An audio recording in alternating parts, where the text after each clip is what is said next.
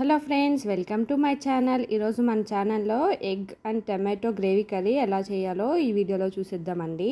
ముందుగా కుక్కర్ తీసుకొని అందులో ఎగ్స్, వాటర్, సాల్ట్ వేసుకొని అవి బాయిల్ చేసుకోవాలి. ఇప్పుడు ఇందులో ఉన్న హాట్ వాటర్ని తీసేసి ఇందులో చల్లటి వాటర్ వేసుకొని పైన షెల్స్ అన్నీ తీసుకొని ఒక బౌల్లోకి షిఫ్ట్ చేసుకోవాలి. ఇలా సాల్ట్ వేసుకొని తీసుకోవడం వల్ల పైన ఉన్నది ఈజీగా వచ్చేస్తుందండి. అందుకనే సాల్ట్ వేసుకొని బాయిల్ చేసుకోవాలి ఎగ్స్ని ఎప్పుడైనా. ఇలా మనం తీసి పెట్టుకున్న ఎగ్స్ అన్నిటిని ఒక ప్లేట్లోకి తీసుకొని పక్కకు పెట్టేసేయాలి. ఇప్పుడైతే మనం ప్రాసెస్ అయితే స్టార్ట్ చేసేద్దాము. చూసారా, ఎగ్స్ బాగా వచ్చినాయి, అన్నీ తీసి పెట్టుకున్నాను.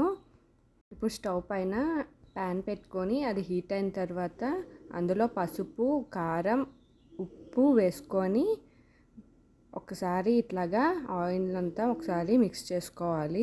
ఇలా మిక్స్ చేసుకున్న తర్వాత ఇందులో మనం ఎగ్స్ని యాడ్ చేసుకోవాలి. యాడ్ చేసుకొని ఒకసారి ఈ విధంగా కలుపుకుంటూ ఫ్రై చేసుకోవాలి.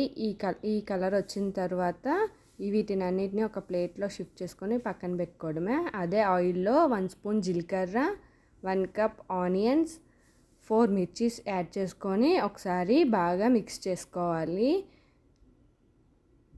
ఇలా ఆనియన్స్ హాఫ్ మగ్గిన తర్వాత ఇందులో మనం కట్ చేసి పెట్టుకున్న టమాటోస్, కరివేపాకు, సాల్ట్ యాడ్ చేసుకొని మరొకసారి బాగా మిక్స్ చేసుకొని మూత పెట్టుకొని ఒక 5-6 నిమిషాల పాటు మగ్గించుకోవాలి. ఇలా మగ్గించుకోవడం వల్ల టమాటోస్ బాగా మగ్గుతాయి.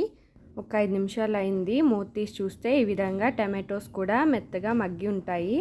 ఇలా మగ్గిన దాంట్లో మనం 1 స్పూన్ కారం, ధనియా పౌడర్ వేసుకొని ఒకసారి బాగా మిక్స్ చేసుకోవాలి.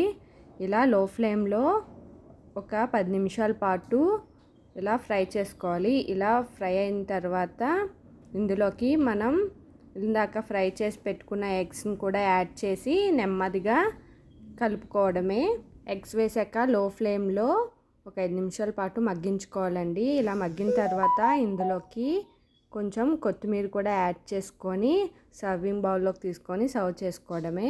చూసారా, ఎంతో ఈజీ అయిన ఎగ్ కర్రీ అయితే రెడీ అయిపోయింది. నా వీడియో కనుక మీకు నచ్చినట్లయితే please like, share and subscribe.